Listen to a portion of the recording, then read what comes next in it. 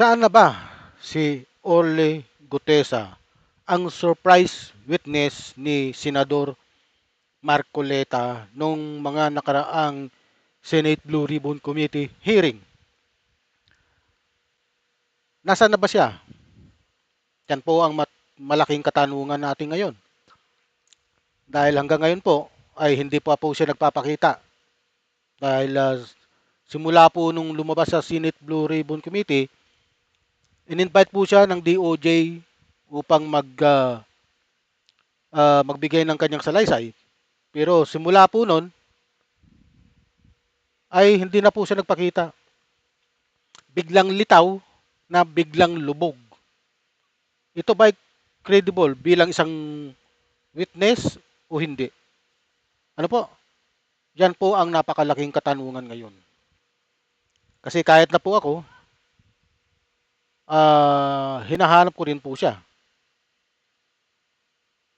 Ang hindi nyo po na itatanong, mga kaibigan, mga kababayan, ito pong si Orly Gutesa ay nirecommend po ni Mike Defensor kay Marcoleta, Senador Marcoleta, upang maglahad at upang maging witness nga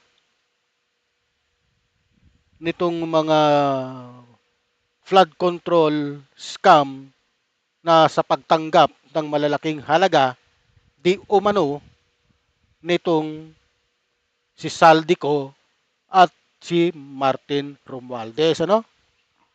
Pero kung talagang credible po siya, bakit po siya nawawala ngayon? Yan po ang malaking katanungan. Yan po yung ibabahagi ko po sa inyo ngayon. Kasi nagtatanong na po ang Senado, ah,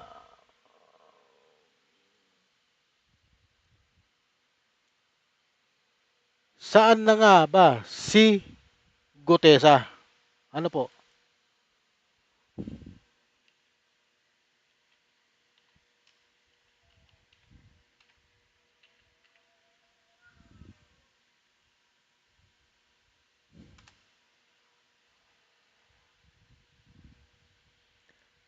Ito po, babasahin ko po. Nasaan si Orly Gutesa? Senate President Tito Soto admitted that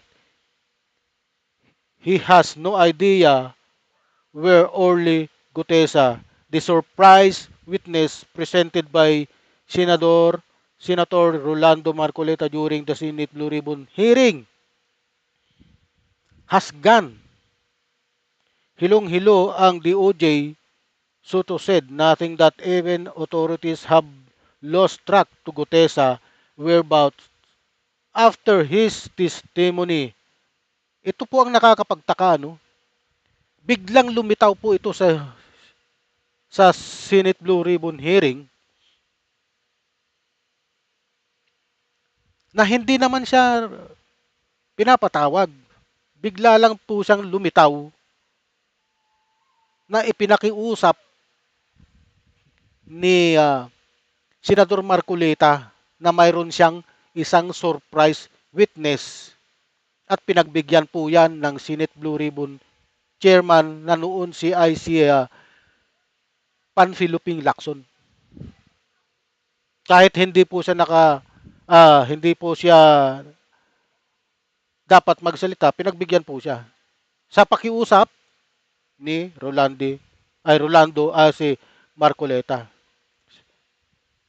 Rodante po, sorry. Rodante Marcoleta. Ngayon po, marami pong nagtatanong, isa na rin po ako, kung nasa na nga ba si Orly Gutesa? Ano po? Yun ang hindi namin malaman, talagang hilong-hilo ang DOJ ngayon.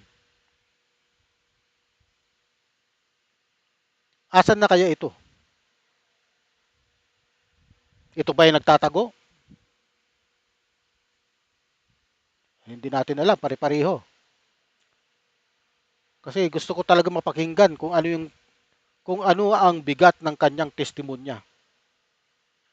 Nung una, tinatanong siya, nung naglalahad na siya, na gusto niya na hindi daw siya pinilit, kusang loob daw siya na nagbibigay ng kanyang mga testimonya laban doon sa mga taong tumanggap ng bilyong-bilyong peso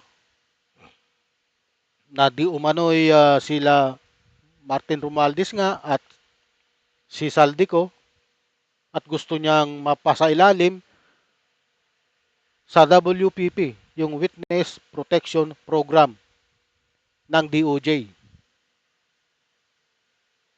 Pero nung patapos na po yung nung hearing, dahil naputol yung kanyang salaysay, imbes na babasa, wala na daw po. Yun po ang kanyang ginawa dahil hindi nga yung original na dapat siya ay na dapat siya ang may hawak na kay Senator Rolando Marcoleta. Ayan po pagmasdan po ninyo. Ngayon, isa pa, bigla niyang binawi na ayaw niya na raw sumailalim sa Witness Protection Program dahil kaya niya naman daw ang kanyang sarili at mayroon siyang sariling service firearm. Tingnan mo? Tingnan mo yung kagaguhan nitong Gutesa na to kung nung una, gusto niyang sumailalim sa Witness Protection Program.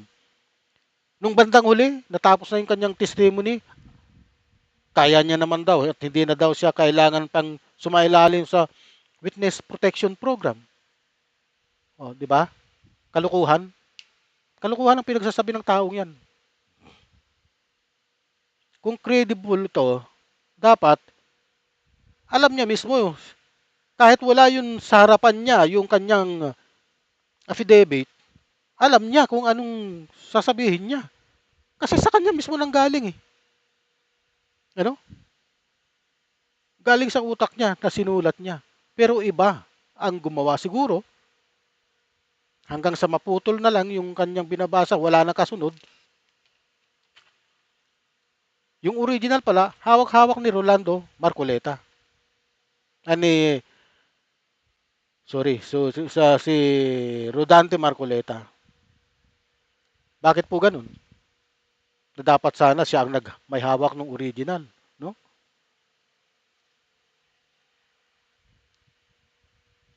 Tinanggi pa ngayon ng law firm na nag-notarize daw siya ng affidavit ni Orly Gutesa. Kaya hanggang ngayon, nakabimbin. Oh, lumalabas, nabugos yung kanyang affidavit. Mukhang may gumawa. Kung sino, hindi natin alam. Hindi ko rin alam. Sino kaya ang gumawa ng kanyang affidavit? Yan ang malaki katanungan dyan eh.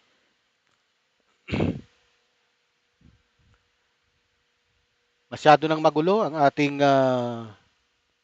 pamahalaan, ang ating gobyerno dahil dyan sa flood control anomaly na yan na kinakasangkutan ng ating mga inihalal na senador at congressman, ano? Kaya po ako nakikiusap sa inyong lahat kayong mga butante, no? Isipin po ninyo, pag-isipan po ninyong mabuti kung sino ang iluluklok nyo, senador, yung mga nakaupo ngayon na matatapos yung term sa 2028, alam ko mayroon pa rin tatakbo sa kanila. Pero dapat wala nang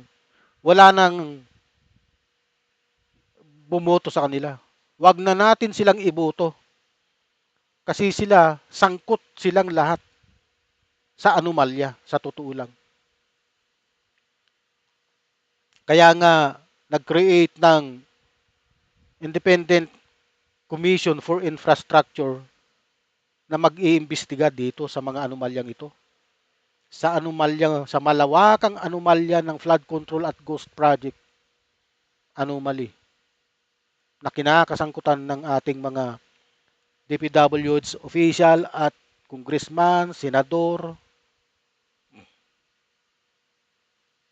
Ano po, matuto na po tayo bumoto ng tama. Hindi porke sikat, hindi porke may pangalan, iboboto natin. Iwasan na po natin yan, lalong-lalo na yung mga dynasty. Yan po ang isa sa mga nagiging kaguluhan. Kasi ang mga dynasty yan, ginamit lang ang kanilang dynastiya sa personal. Ginamit ang kanilang pamilya, ginawang negosyo, ginawang negosyo ang Senado, ang pagtakbo sa Senado, ang pagtakbo sa mga posisyon. Kaya tayo lumalagapak ng husto. Alam nyo bang mga kababayan, hindi po tayo mahirap.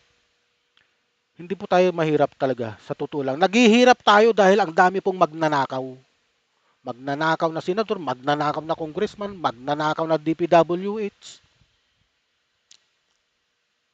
Na-discover na po ng ating Pangulo yan, kaya po binangga niya mismo ang kanyang administrasyon.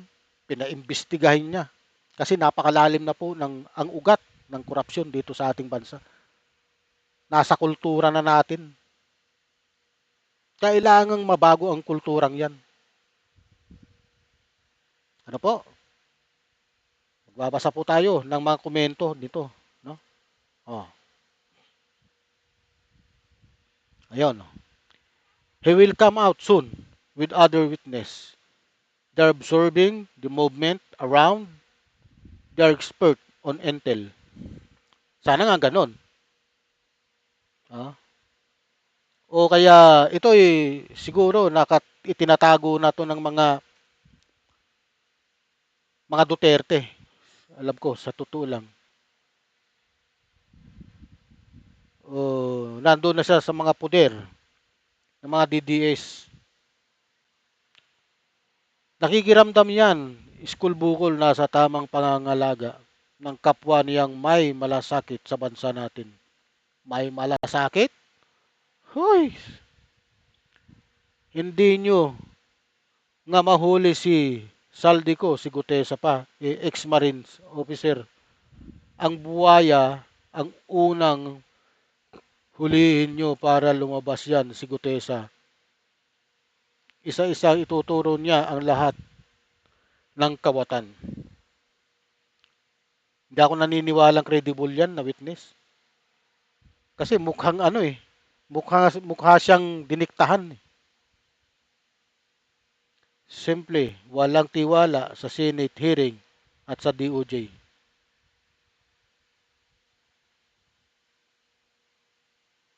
Aba ipahanap nyo at karapatan ng taong bayan malaman ang katotohanan bakit biglang nawala. Yan, maraming pwedeng isipin ang mga tao dahil kayo ang nasa poder, kayo sa gobyerno ang gumagawa ng mga moves. Bagay. Nasa loob na siya ng luggage. Wala kang paki kung ayaw niya lumabas. Yung mga tunay na buhaya ayaw nyo hanapin. Nagpapasa-pasa sa sa ibang bansa. Tapos yung isang si Tamba, balak nyo pang gawing state witness. Uhu. Yan ang sinasabi ko no? Kaya, ano po,